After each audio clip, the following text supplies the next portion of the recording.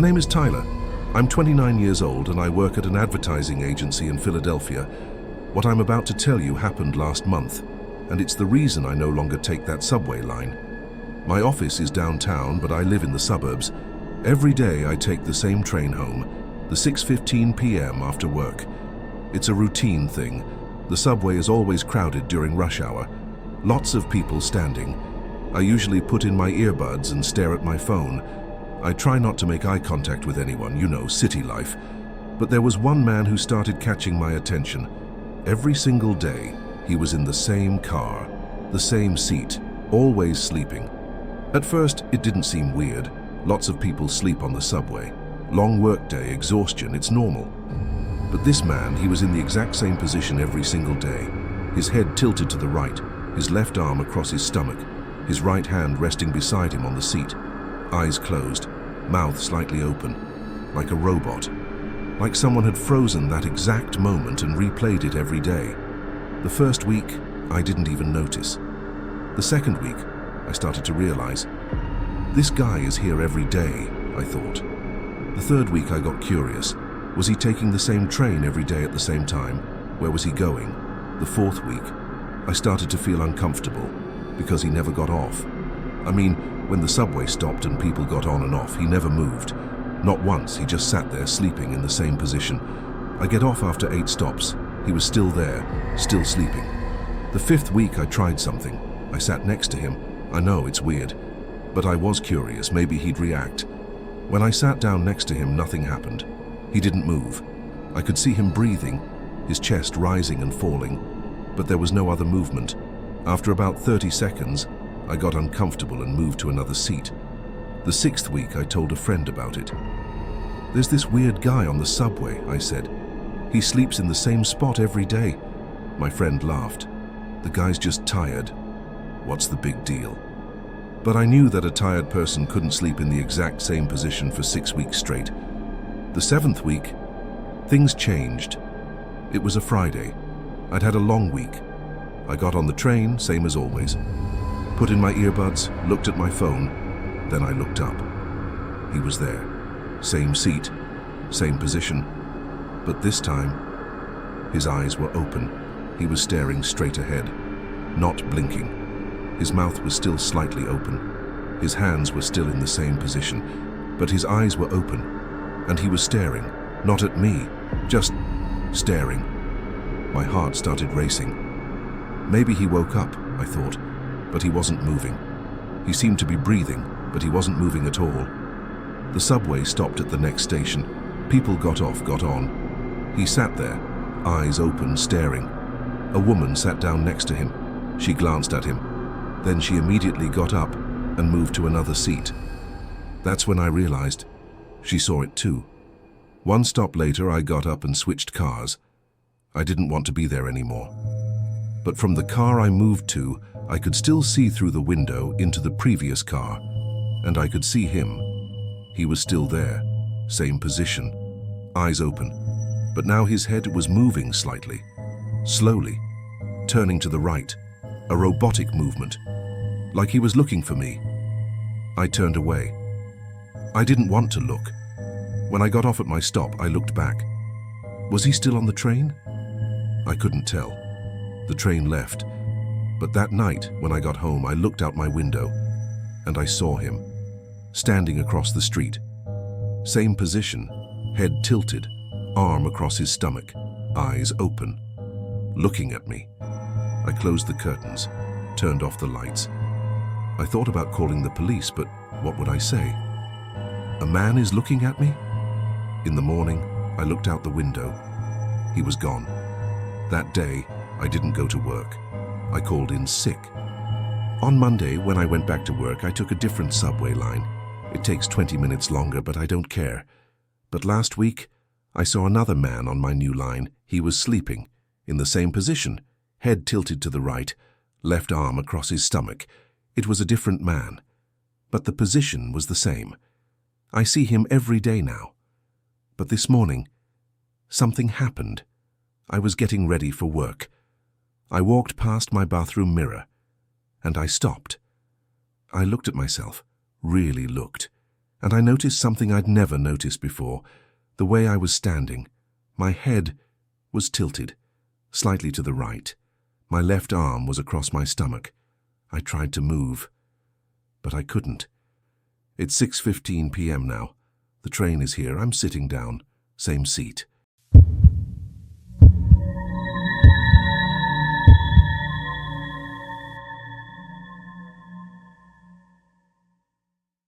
My name is Rebecca. I'm 31 years old, and I work as a paralegal at a law firm in Chicago. This happened 3 months ago, and I'm still not sure if it was real. That night, I'd been working late. I was preparing documents for a court case, and it was past 11 p.m. when I left the office. It was a cold November night. I walked to the subway station. When I went down the stairs, the platform was packed. This surprised me. Usually at this hour, the subway is nearly empty. But that night, there were at least 50 or 60 people. There was something else that was strange. No one was talking. They were just standing there, silently. Some were looking at their phones. Some were staring straight ahead. But no one was talking. When the subway came, everyone started boarding. I got on too. I entered the first car. It was packed. People were crammed together, normal. But when I looked at the next car, it was empty, completely empty. That's weird, I thought. Why is everyone squeezed into this car when the next one is empty? The doors were about to close. At the last second, I ran and switched to the empty car. The doors closed, and the subway started moving. At first, I felt relieved. There were seats. I sat down. I took out my phone. But then I noticed something. The car wasn't just empty. It was silent. There was no subway noise. You know, that metallic screeching, the sound of the rails. It wasn't there, just silence. I looked up. I looked at the windows. I could see into the previous car. People were there, but they weren't moving. No one was moving. It was like they were frozen. My heart started racing. Something's wrong, I thought. As the subway slowed down, we were approaching a station, but I couldn't see the station name. The lights were too dim. The subway stopped. The doors opened. But there was no one outside. The platform was empty, completely empty.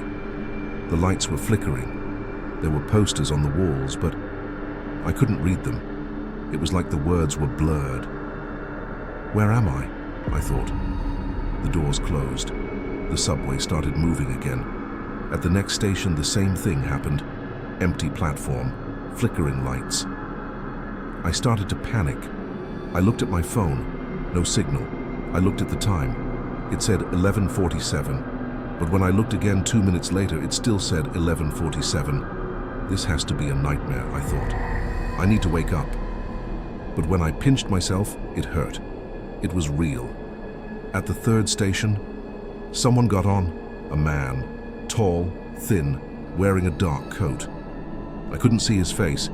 He was wearing a hat. He entered the car and sat directly across from me. I wanted to get up, but I couldn't. It was like I was glued to the seat. The man lifted his head and looked at me. His face wasn't there. I mean, he had a face, but it was blurred, like fog. I could see where his eyes, nose, and mouth should be, but they weren't clear. His mouth moved. "You got on the wrong train," he said. His voice, it wasn't normal. It was like multiple voices speaking at once. What?" I said, my voice shaking. "Wrong. Train." The subway stopped again. The doors opened. "Get off," the man said. I didn't look at him. I just stood up and ran. When I got to the platform, I was in an empty station, but this time it looked a bit more real. I looked back. The subway was still there. The man was standing at the window, looking at me. The doors closed and the subway left. I ran up the stairs. When I got to the top, I was in Chicago, near my own neighborhood, but it was 11:47, still 11:47. I walked home. When I opened my door, my phone buzzed. A message, unknown number. "Don't get on the wrong car again." I still take the subway every day, but sometimes late at night, I see it. An empty car in a crowded train, and every time I see it, There's someone inside, just one person, sitting alone, facing the door, waiting.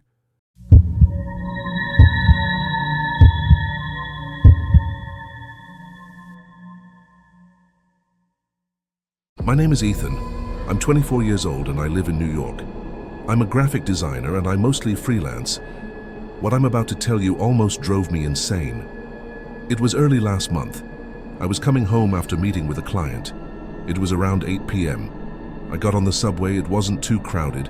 I found an empty seat and sat down. Then I noticed it. There was a phone under the seat. An iPhone, new model, black case. I looked around. No one seemed to be looking for a phone. I picked it up. Maybe I could find the owner, I thought. I turned on the screen, there was no lock. That's weird, I thought. Who doesn't put a lock on their phone? On the home screen, there were only a few apps. Messages, phone, photos, that's it. I opened messages. Maybe I could text a family member and tell them I found the phone. But the messages were empty. No conversations, no message history. Must be a new phone, I thought. Right then, the phone vibrated. A new message, unknown number. Give it back. I froze. I looked around. Who sent this? I typed back. I found the phone. How can I return it to you? The response came immediately. Put it down and leave. My skin crawled. Where should I leave it? I typed. The response came. Under the seat. Now. My heart was pounding. Someone was watching me. I looked around. There were maybe 15 or 20 people in the car, but no one was looking at me. Another message came. I can see you. I panicked. I put the phone under the seat and stood up. I moved to another car. I sat down. I took a deep breath. This has to be a joke, I thought. But then something vibrated in my pocket. I reached into my pocket. The phone was there. The phone I had left under the seat was in my pocket. How was that possible? I took it out. I turned on the screen. New message. Why did you run? My hands started shaking. Who are you? I typed. That's not important. What's important is why you took the phone. I was trying to find the owner. Don't lie, Ethan. I froze. He knew my name. I don't know you, I typed, but I know you. Red jacket, black bag, coffee stain on your left hand. I looked down. There really was a coffee stain on my left hand. I'd spilled coffee that morning. Someone was watching me, right now. In this car. I looked up. I looked at everyone. A woman was looking at her phone. A man was sleeping. 2 teenagers were talking. The phone vibrated again. Look to your right. I looked to my right.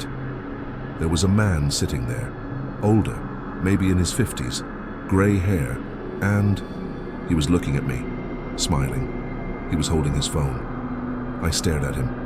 A message came. Hello, Ethan. The man's phone vibrated. He looked at his screen. He typed. My phone vibrated. Fun game. The subway stopped. Next station. The man stood up. He walked toward the door.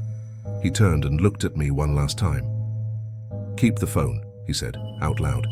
You'll need it soon. And he got off. The doors closed. The subway moved. I looked at the phone. The screen was black. I tried to turn it on. It wouldn't turn on.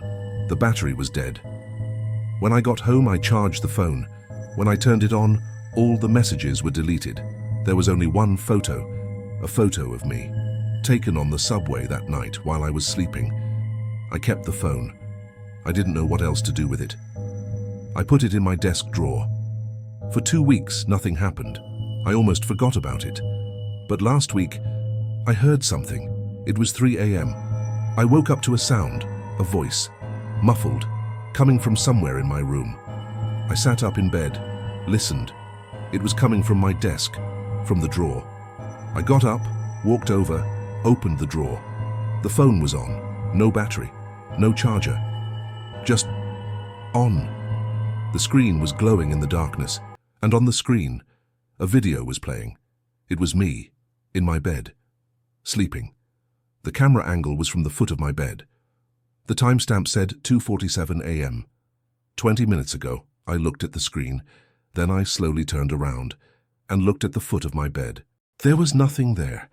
I looked back at the phone. The video was still playing, but now I was sitting up in bed looking at the phone, just like I was right now. The video kept recording. I haven't slept since.